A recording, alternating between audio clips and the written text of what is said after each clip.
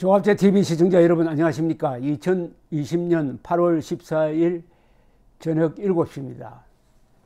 문재인 정권은 아마 역사에 조롱으로 무너진 최초의 정권이라는 이야기를 들을지 모릅니다. 문재인 정권에 대한 지지율이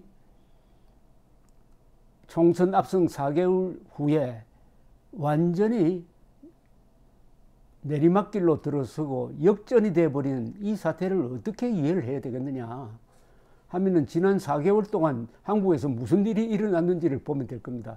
문재인 정권이 총선 압승에 도취해가지고 밀어붙인 정책이나 나타난 행동들이 다 국민들의 조롱거리가 되고 말았습니다. 사람이 누구를 조롱할 때는 논리를 뛰어넘는 겁니다.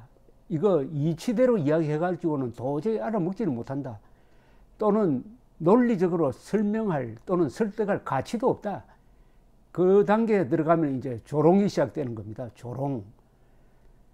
지난 4개월 동안 국민들이 문재인 정권을 도마 위에 올려놓고 전 국민 조롱대회를 이어간 결과가 오늘 한국갤럽에서 나왔듯이 문재인 지지율 39%로 폭락. 그리고 차기 대선 선거에서는 야당을 밀겠다는 사람이 45%, 정권 현상 유지 41%, 45대 41, 그리고 민주당과 통합당의 지지율이 엇비슷해졌다. 이런 것을 들을 수가 있습니다. 지난 4개월 동안 문재인 정권은 조롱 대상이 되고 국민들은 다 조롱꾼이 되었습니다. 조롱 선수들이 되었어요. 그 조롱이라는 것은 상당히 조롱하는 사람이 우선 심리적으로 우위에 섭니다. 조롱당하면은 아주 비참한 존재가 되어버립니다. 그래서 마키아벨리가 지도자는 조롱당하는 것과 원한 사는 것을 주의해야 된다고 했는데 문재인 정권은 조롱도 당하고 원한도 사버렸으니까 이렇게 되어버린 겁니다. 악마는 조롱을 견딜 수 없다는 이야기가 있습니다. 여기서 악마는 악마적 정권이라고 바꿔볼 수가 있는데 악마적 정권은 인류 역사상 나치 그리고 공산당입니다. 공산당. 이 점을 일찌감치 체득한 분이 바로 위대한 이승만 대통령이었습니다. 이승만 대통령의 말 속에 공산당을 그냥 조롱하는 대목이 여러 가지 있습니다. 첫째, 공산당은 콜레라와 같다. 인간은 콜레라와 같이 살 수 없다. 공산당은 한국인의 얼굴을 한 소련 사람이다. 그들은 조국으로 돌아가서 열심히 일해라. 무조건적 평화주의자는 간첩과 같다. 아주 주옥과 같은 말입니다. 주옥과. 박정희 대통령도 공산당을 상대로 한 연설 중에서 유명한 연설이 있죠. 1976년 8월 판문점 도끼 만행 사건 이후에 공산당에게는 몽둥이가 약입니다. 몽둥이가 약입니다. 그런데 위대한 반공주의자들은 다 이 농담의 대가였습니다. 특히 레이건 같은 사람들의 농담은 아주 이 품격이 높습니다. 공산당을, 공산주의자를 조롱으로 죽인 사람들을 제가 소개를 해드리겠습니다. 레이건 대통령이 이런 이야기를 했습니다. 87년 12월 워싱턴에서 열린 미소 정상회담 때 레이건 고르바초프 서기장 앞에서 이런 농담을 했다고 합니다.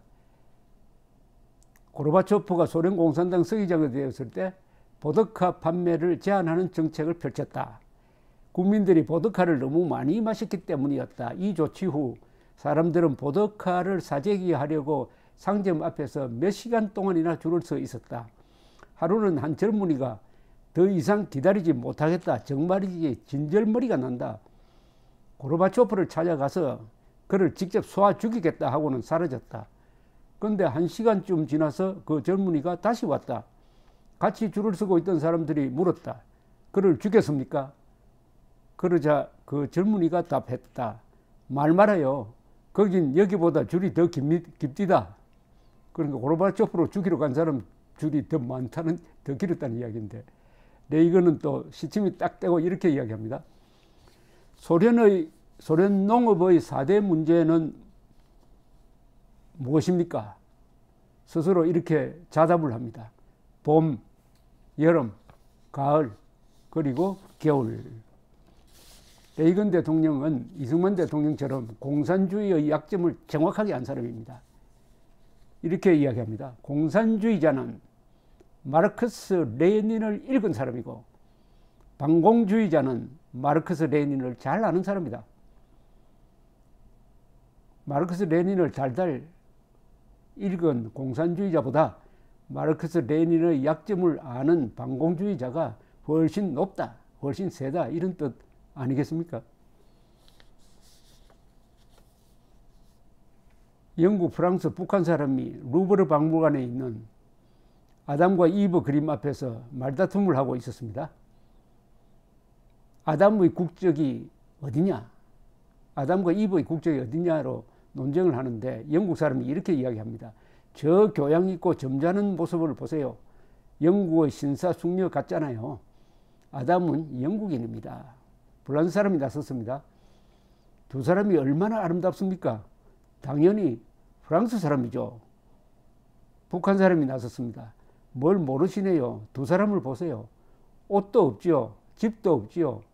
먹을 거라고는 사과밖에 없는데도 천국이라고 하잖아요. 아담과 이브는 틀림없이 북한 사람입니다. 이건 누가 지어냈는지 모르겠는데 제가 좀 각색을 했습니다. 중국이 공산당 정권이잖아요. 요새 폼페오가 중국 공산당 정권이란 말 씁니다. 중공이란 말이 다시 부활하게 생겼습니다.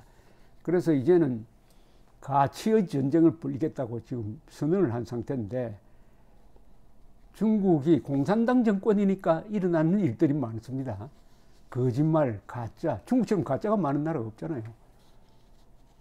중국의 한 농민이 채소 씨를 뿌렸으나 삭이 돋지 않았습니다. 채소 씨는 가짜였습니다. 낙담한 농민은 농약을 사서 자살하려고 먹었는데 죽지를 않았어요. 그 농약이 또 가짜였습니다. 이번에는 홧김에 술을 마셨더니 죽어버리고 말았습니다. 술이 바로 독약이었습니다. 이런 말도 있습니다. 중국인이 사회주의란 말을 들으면 냉소한다. 중국인이 마르크스란 말을 들으면 고소한다. 중국인이 공산당이라는 말을 들으면 실소한다. 중국인이 공산당은 마르크스의 가르침에 따라 사회주의를 추진하고 있다는 말을 들으면 폭소한다.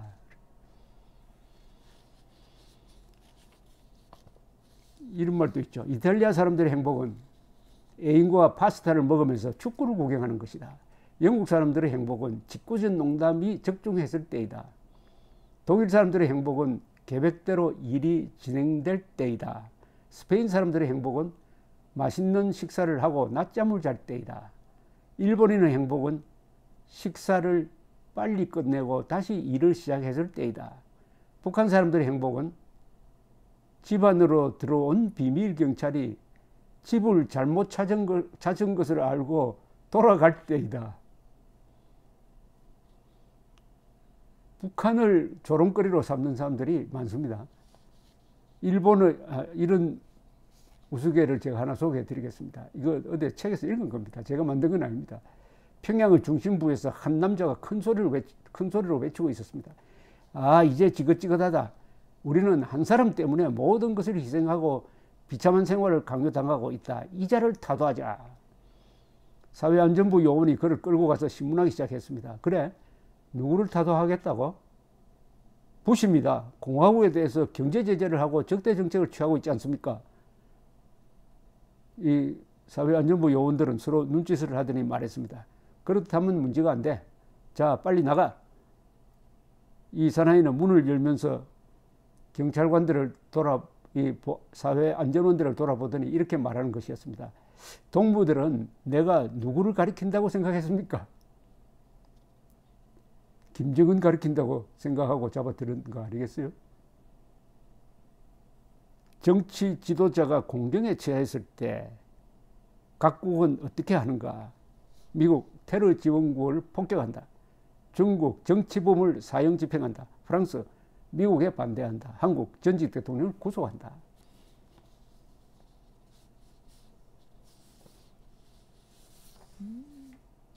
또 이런 이야기도 있습니다. 이 동서냉전 시절인데요.